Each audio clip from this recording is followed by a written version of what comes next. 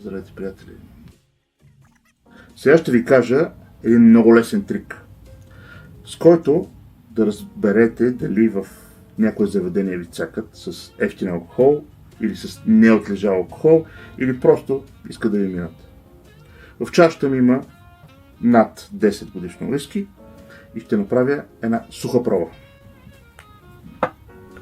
Що се нарича суха проба? Намокваме ръцете и търкаме докато изсъхнат.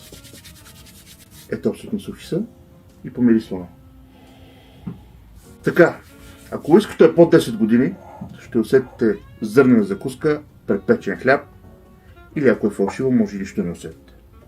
Ако обаче е над 10 години, 12 и нагоре, говорим за качествен сингъл малт, ще усетите влиянието на бъчвата, която, ако е екс-шери, ще ви мирише на горски плодове, но най-важното първо ще усетите дървесината.